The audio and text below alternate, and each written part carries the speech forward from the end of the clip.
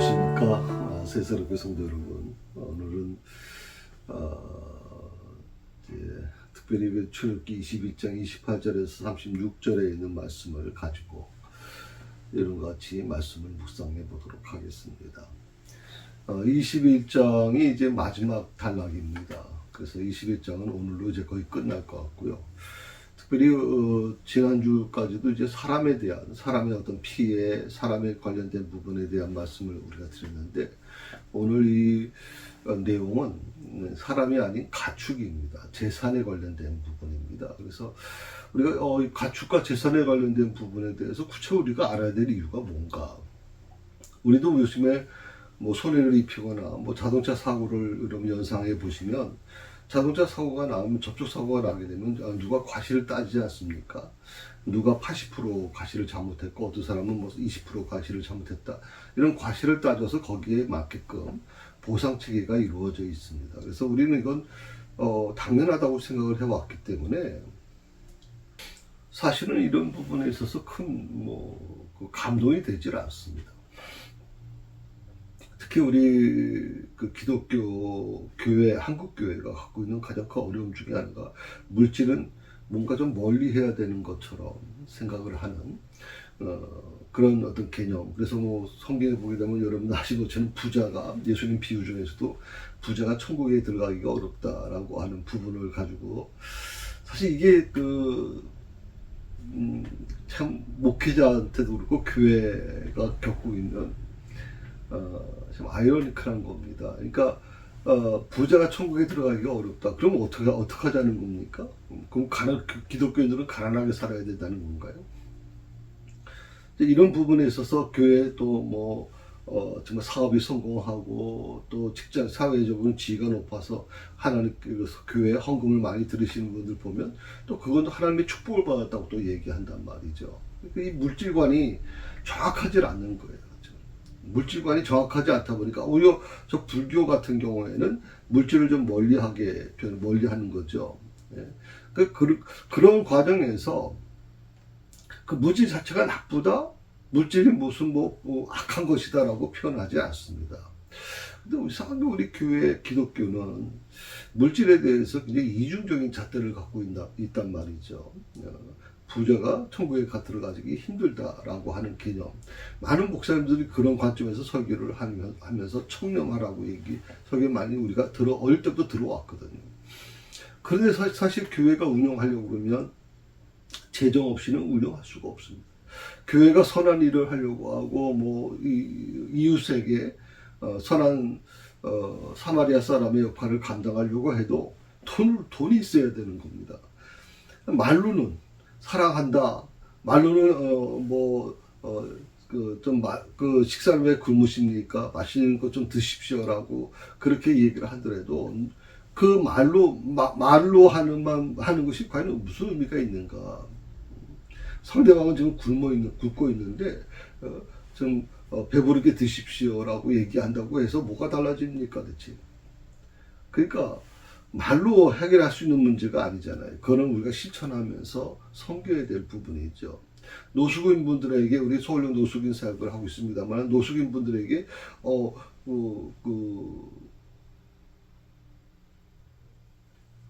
우리가 말로써 복음을 전하면서 하나님이 당신을 사랑하십니다라고 얘기를 할 때 그 사랑이라는 의미가 과연 그들이 어떻게 받아들일까? 근데 도시락 하나를 전달할 때 그 도시락을 받으신 분은 이게 기독교의 사랑이구나, 이게 교회가 베풀어주는 사랑이구나라는 걸 느낄 수 있단 말이죠. 이런 관점에서 보게 되면 오늘 본문의 말씀이 그만큼 중요한 의미가 갖고 있어요. 이 가축에 대한 피해에 대한 부분에 잠깐 말씀을 드렸는데, 이 말씀 속에는 28절에서 36절 크게 두 가지의 주제가 있어요. 하나는 개인의 재산에 관련된 거예요. 개인의 재산의 보호와 책임에 대한 것을 강조하는 것이고요. 또 하나는 뭐냐면 피해를 입은 이웃에 대해서 어떻게 해야 되느냐라고 하는 것에서 하나님의 공의와 원칙이 기록되어 있는 것이 바로 이 말씀입니다.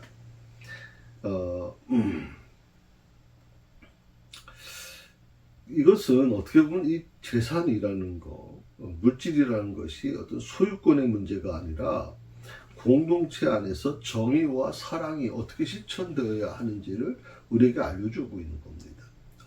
물질이 무슨 뭐 공동체에서 정의와 사랑이 실천될 수 있을 정도로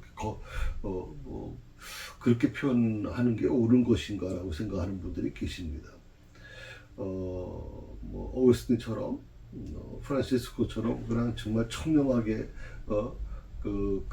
프란시스코 같은 경우에 그 제자들과 같이 거지처럼 살았다 그러거든요. 샌들 하나 신고 이렇게 순례하면서 겉옷 하나 걸치고서 그렇게 살았던 사람들. 그런 개념을 우리는 이제 머릿속에 갖고 있는 거예요. 그게 선한 거라고 생각을 하는 거죠. 그러다 보니까 이 부분, 이 물질에 대한 부분이 이걸 어떻게 우리가 지금 해석해야 될 것인가 하는 이 부분, 특히 우리 교회가 이 시대의 교회가 어떻게 이 문제를 바라봐야 될 것인가 하는 것에 대해서 우리가 생각해 볼 필요가 있습니다.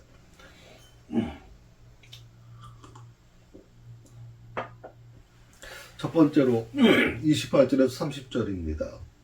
가축이 사람을 죽였을 때 어떻게 해야 되느냐라고 하는 겁니다. 자, 28절에서 30절을 같이 한번 읽어봅시다. 소가 남자나 여자를 받아서 죽이면 그 소는 반드시 돌로 쳐 죽일 것이요 그 고기는 먹지 말 것이며 임자는 형벌을 면하려니와 소가 본래 받는 버릇이 있고 그 임자는 그로 말미암아 경고를 받았을 때 단속하지 아니하며 남녀를 막론하고 받아 죽이면 그 소는 돌로 쳐 죽일 것이고 임자도 죽일 것이며 30절에 만일 그에게 속죄금을 부과하면 무릇 그 명령한 것을 생명의 대가로 낼 것이요. 특별히 오늘 28절에 있는 말씀, 소가 이제 사람을 들이받은 거죠. 그래서 사람이 만약에 죽게 된다면 하는 그 단서를 붙이고 있습니다. 가축이 사람에게 피해를 끼쳤을 때 어떻게 되느냐. 그 가축에 대한 이제 처벌을 명시하고 있는 것이죠.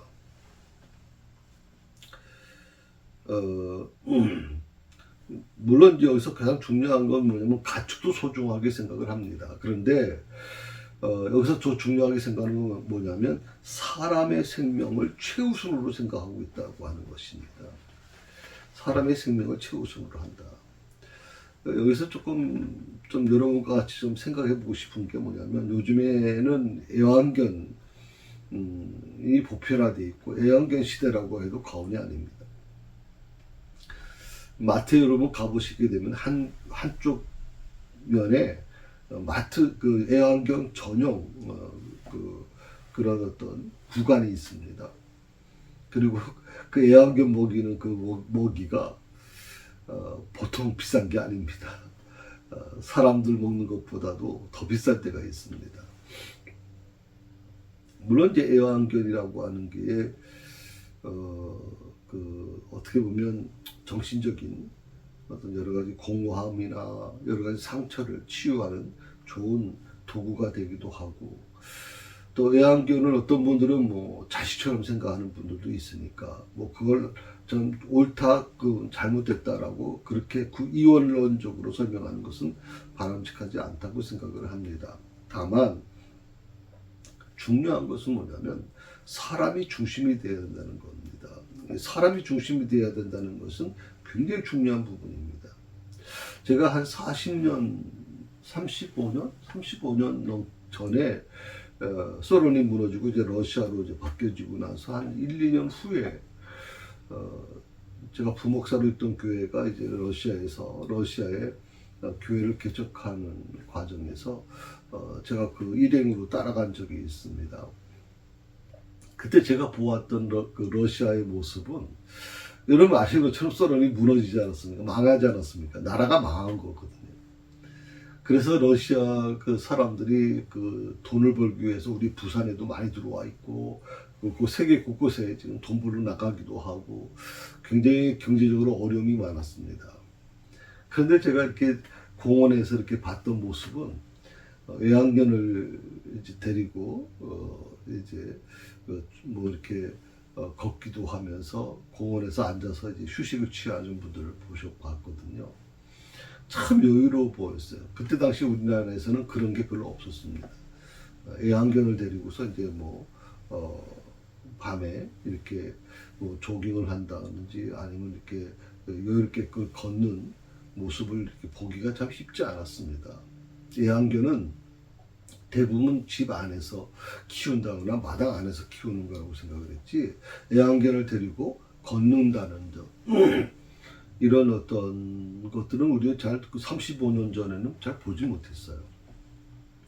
근데 러시아에서 봤던 그 모습은 참 평화롭고 아주 아름다운 모습이었습니다. 야, 나라는 망해도 저분들은 여유가 있다 이렇게 생각을 했거든요.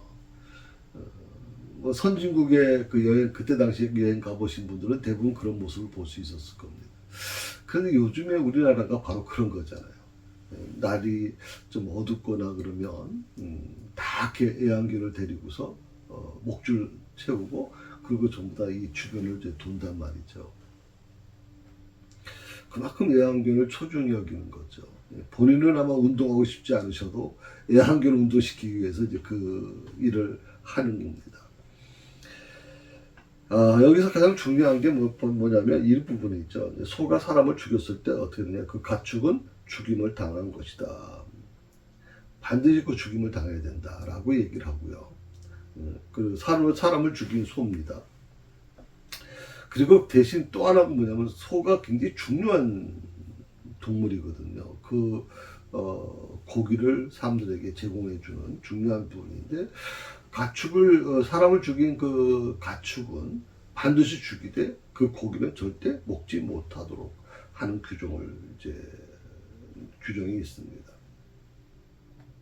이것은 생명을 침해한 가축에 대한 경각심을 주려고 하는 것이고, 생명의 신성함을 재확인하는 하나님의 법이다라고 그렇게 말씀드릴 수 있습니다. 그리고 29절에서 보게 되면 29절의 내용이 바로 그런 부분이죠. 그 소가 본래 받는 버릇이 있다. 소는 원래 좀 받는 버릇이 있어요. 근데 그 소가 특별히 좀 아마 받는 버릇이 있는데, 주인이 그것으로 사람을 죽게 하였으면 그 소는 돌로 쳐 죽일 것이요 그 주인도 죽일 것이며 라고 하는 말씀이 나와요.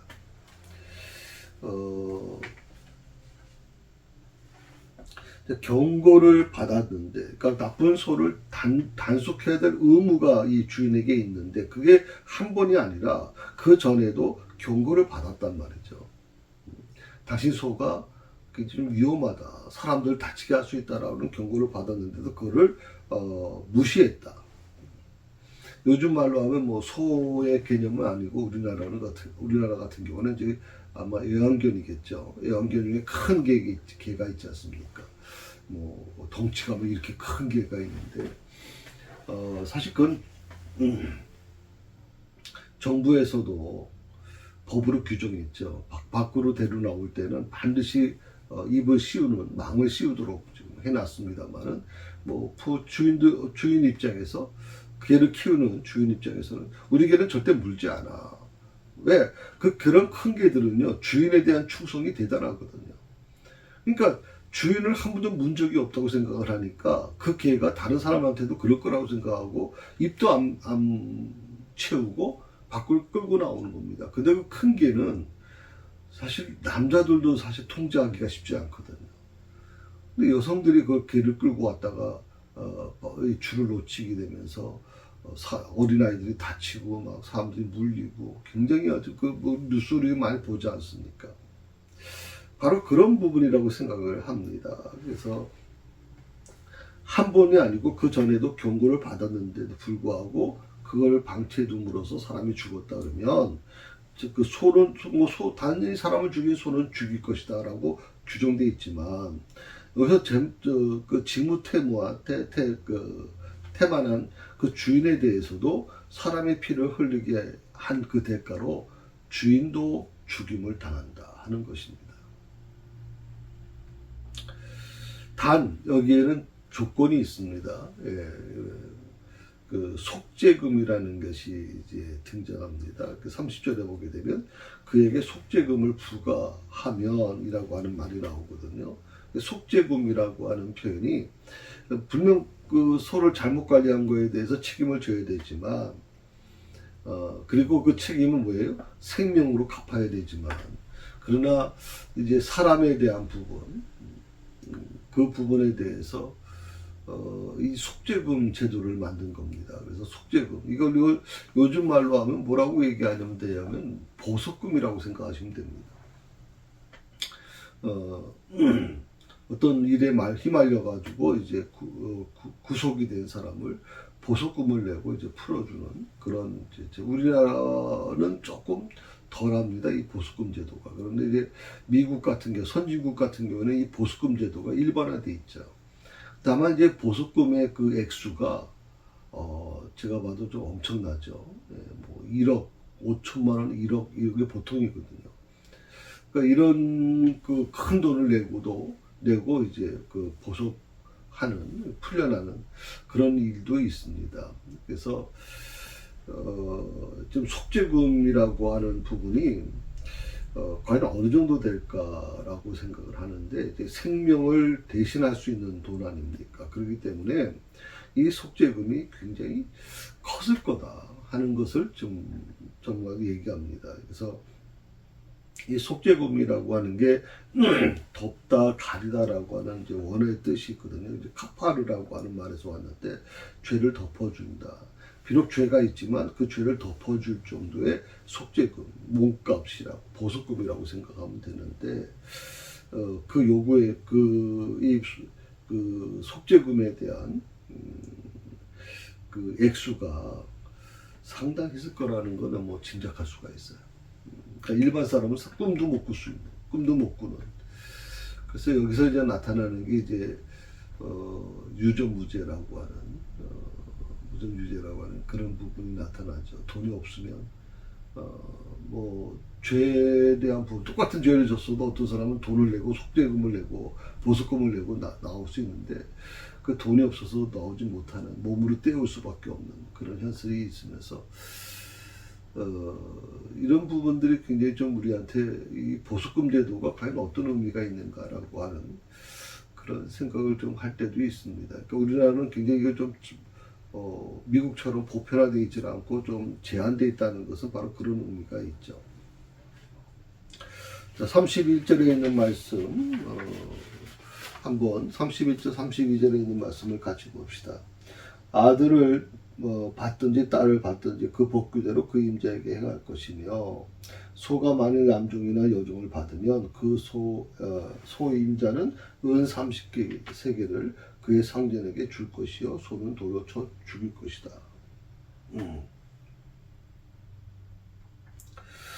그 뭐 이 내용은 바로 그런 얘기죠. 이제 아들을 받든지 또 뭐 딸을 받든지 그 복규대로 그 임자에게 행한다.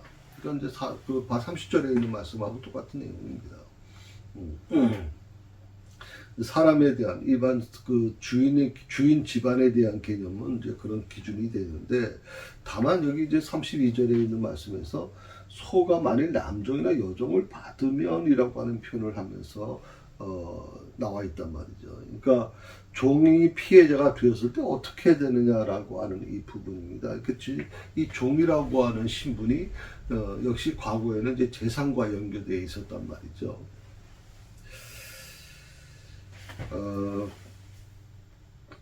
당연히 종이라고 하는 이 존재가 굉장히 사회적인 지위도 낮고 뭐 좀 여러 가지 재산으로 취급당하는 경우도 있었지만, 그럼에도 불구하고 하나님께서는 이 종의 신분에 있는 사람들 생명도 소중히 여기셨다라고 하는 게 오늘 이 말씀에서 보게 되는 겁니다.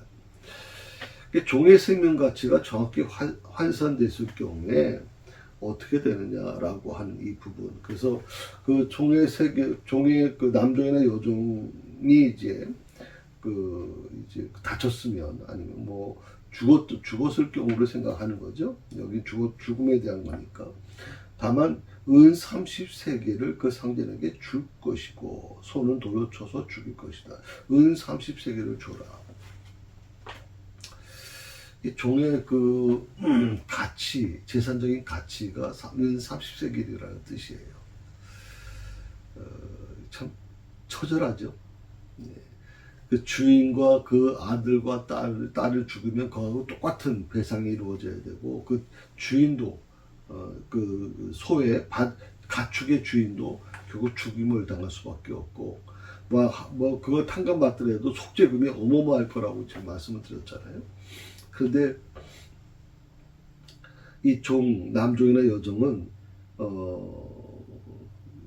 뭐 받으면이라고 표현을 했으니까 이게 죽었는지 아니면 그 중상을 입었는지 그건 정확히 잘 표현할 수는 없습니다만, 다만 종의 그 가치에 대한 부분이 나오는 게 바로 30세겔이에요. 종의 가치.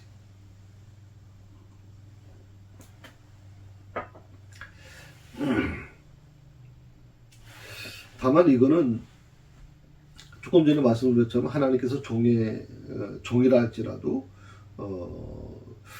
그들의 생명을 주 소중히 여기셨다라고 하면서도, 또 하나가 뭐냐면 그 당시의 관습, 당시의 어떤 법칙, 법의 규정, 이런 것들을 존중히 여겼다는 것을 볼 수가 있습니다.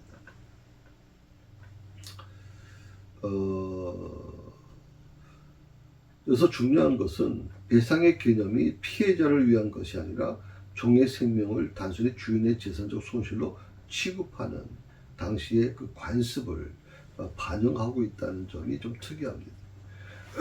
30세겔이라고 하는 것이 굉장히 좀 큰 의미가 있죠. 예수님이 좀 십자가에 이제 가룟 유다가 이제 예수님을 팔았을 때, 종교 지도자들에게 팔았을 때 그 가치가 얼마였어요? 은 30세겔입니다. 요셉이 노예로 팔려갔을 때가 은 20세겔이고, 은 30세겔이라고 하는 게 종의 어떤 그런 가치인데, 그럼 예수님이 그 십자가를 지실 때 팔려나간 그 금액이 한 종의 그 가치 정도밖에 되지 않았다는 게 참 서글프기도 하고, 가룟 유다가 대체 어떤 정신을 가지고 이렇게 했을까 하는 생각이 드는 거예요. 예수님을 어떻게 은 30세겔에 종의 가치 정도로 팔았는가 하는 거죠. 그래서 이 부분이 우리에게 그 많은 교훈을 준다고 저는 생각을 합니다. 이 세겔이라고 하는 걸 좀 생각해 볼 필요가 있는데, 세겔이라는 것은 돈의 가치를 얘기하는 거죠. 특히 세겔에는 무게를 이제 측정하는 이제 기본 단위인데, 1세겔, 2세겔, 우리가 지금 30세겔이라고 그러는데, 1세겔은 요즘 말로 하게 되면 3돈 정도 되는 겁니다. 3돈. 그러니까 한 돈이 어떻게 되나요? 3.75g이니까 세 돈이면 한 11g 정도 되는 거. 이 세겔이라고 하는 단위는 이제 이스라엘에서 가장 오래 사용한 단위거든요. 그래서 세겔은 원래 세 가지가 있어요. 그러니까 성소에서 사용할 수 있는 세겔이라고 하는 단위가 있고, 일반적으로 이제 거래하는 물건 살 때 사용할 수 있는 일반 세겔이 있고요. 그 다음에 왕실에서 사용하는 세겔이 또 따로 있었어요. 그래서 세겔이라고 하는 이 돈의 가치가 성전 세겔로 있었죠. 그러니까 일반 돈 세겔을 가지고서 성전에 헌금을 드릴 수가 없었어요. 왜? 일반 세겔에는 거기에 뭐가 있습니까? 황제의 이제 형상이 그려져 있거든요. 우리나라 돈도 보면 이수신 500원짜리는 이수신 이제 형상이 있지 않습니까? 마찬가지로 유대인들은 하나님께서 형상을 만들지 말라고 했기 때문에 그 형상이 들어가 있는 그 돈은 절대 사용하면 안 된다고 생각을 했어요. 그래서 그 일반 세겔과 똑같은 규격으로 된 성전 세겔이라는 걸 만들었어요. 성전에서는 그 돈을 사용해야지 일반 세겔을 사용하면 안 된다. 그러니까 그건 뭐냐면 황제의 얼굴이 그려져 있는 세겔이 아닌, 돈이 아닌 아무것도 그려져 있지 않는 그런 돈으로 바꿔서 이제 사용했다. 이거는 로마가 이제 인정해 준 겁니다. 왜냐하면 그 종교적인 어떤 그런 부분이 있기 때문에 그거를 이제 로마도 인정해 줘서 일반 세겔과 성조 세겔을 사용하도록 했고, 왕실 세겔이라고 하는 건 저도 참 이번에 연구하면서 처음 봤어요. 왕실 세겔이라는 게 또 있대요. 왕실에서 사용하는 돈이 있다. 1세겔 가장 오래된 이제 무게당이라고 그랬었는데, 자, 1세겔이 어떤 정도의 어떤 돈의 가치가 있냐면, 노동자가 한 4일 정도 일한 금액입니다. 1세겔이 바로 노동자 4일 정도 일한 금액. 요즘 말로 하면 한 10만 원으로 생각하면 40만 원, 15만 원 생각하면 한 55만 원, 60만 원 정도까지 갈 수 있겠죠. 요즘 말로 하면 1세겔이 40만 원에서 60만 원 사이다. 이렇게 생각하시면 됩니다.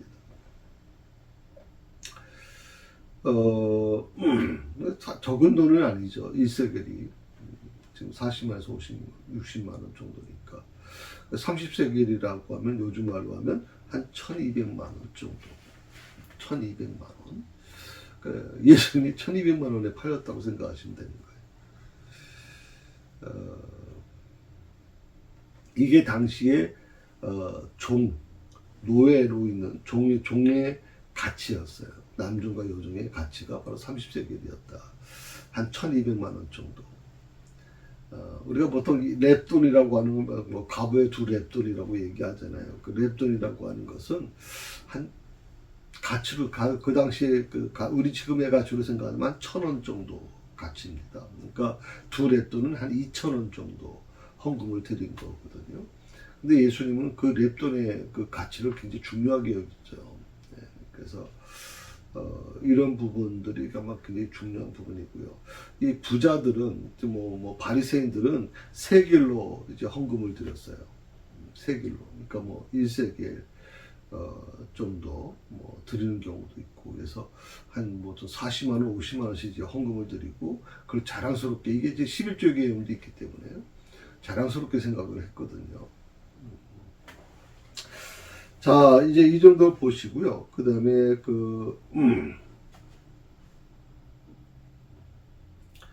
특별히 기독교 신앙과, 여기서 중요한 건 뭐냐면 기독교 신앙과 세상법의 충돌이 일어났을 때 어떻게 될 것이냐라고 하는 거거든요.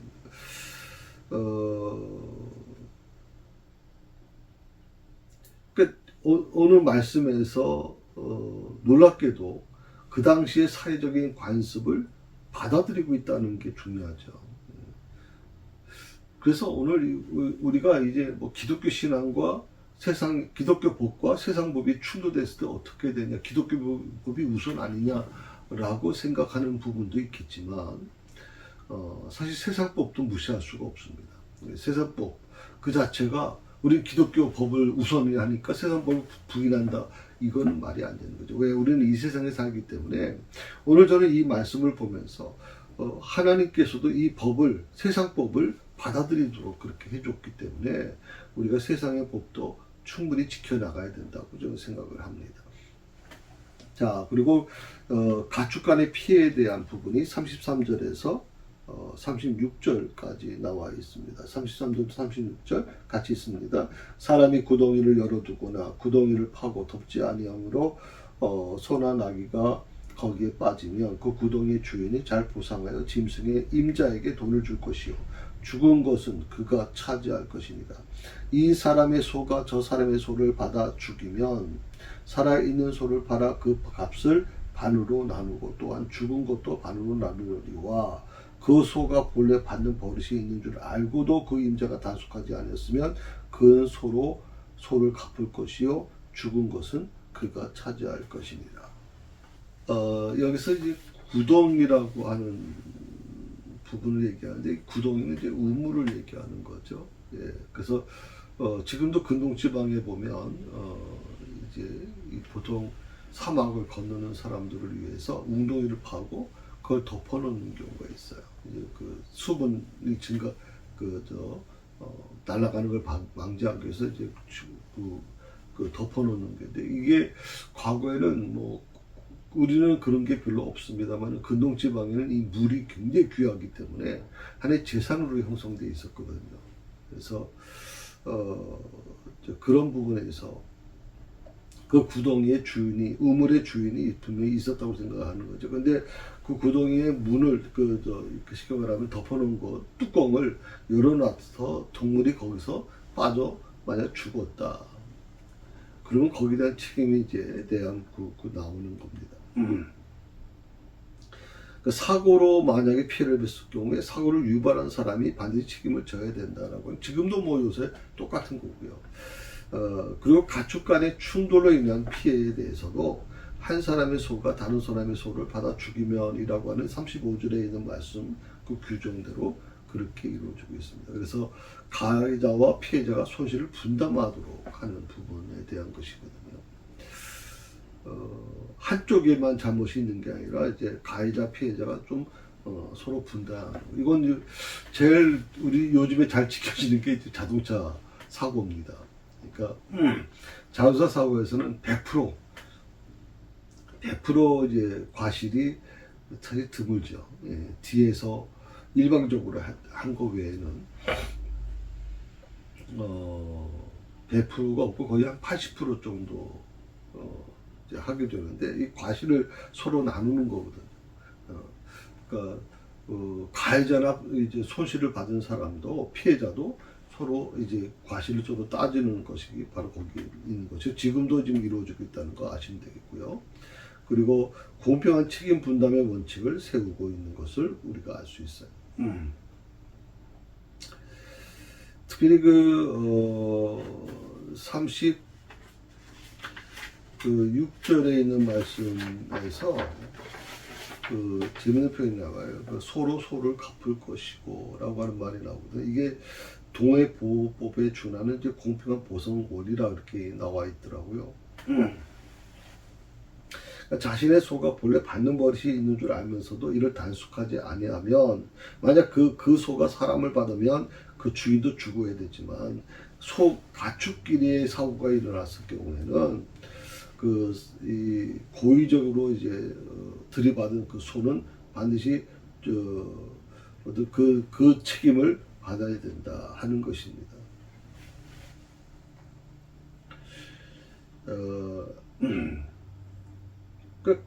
어떻게 보면 상대편의 죽은 소를 가해자의 몫이 되니까 그걸 떠안아야 되는 이 가해자 역시 이제 손해를 이제 감수할 수밖에 없는 것이 되겠죠. 이 공동체의 상호 책임에 대한 부분이 오늘 본문의 가장 중요한 부분입니다. 이제 개인의 소유권만 보호하려고 하는 법이 아니라 공동체 안에서의 어떤 정의와 책임을 실현하는 데 목적을 두고 있다는 것입니다. 그러니까 가축 행위로 인해서 나타나는 피해는 단순한 사고로 치부돼서는 안 된다. 관리자의 책임을 엄격히 물었다고 하는 것이죠. 그 이유는 뭐냐면 공동체의 모든 구성원이 서로의 생명과 재산을 존중히 여기고 그리고 책임을 다해야 된다는 것을 강조하고 있다는 것입니다. 뭐 이건 우리나라도 이제 점점점 이제 애완견 시대가 되면서 책임감을 많이 좀 갖고 있습니다. 그래서 이제 애완견이 이렇게 거닐다가 이제 배설을 할 경우는 반드시 그걸 주인이 치우게 돼 있죠. 그 정도의 양심과 그 정도의 예의를 갖추는 그런 사람들이 애완견을 키우는 것은 참 아름답게 생각이 듭니다. 그런데 그런 것도 치우지 않고 그냥 자기에게만 좋다고 그렇게 하는 것은 바람직하지 않다고 생각하는 거죠.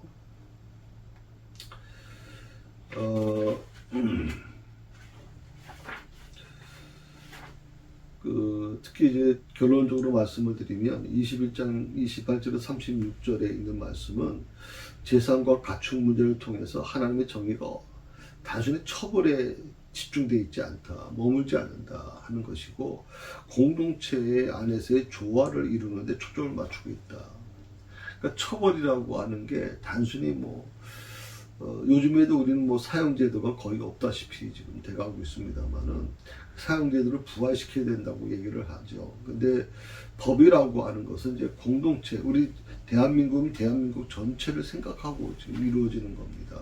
그러니까 판사 한 사람의 어떤 개인의 생각이 아니라 공동체에서 과연 이게 옳은 것인가를 따지기 시작하는 거기 때문에, 우리 생각, 우리 감정으로 모든 걸 처리하면 안 된다는 거 우선 생각해 볼 수 있고요. 그리고 하나님은 작은 일에서도 공의를 행하시는 분이라는 것을 오늘 이 말씀을 통해서 알 수 있습니다. 사실 하나님께서 성경에 보게 되면 사람의 생명을 중요하게 여기지 가축의 생명보다는 사람의 생명이 우선이 아닙니까?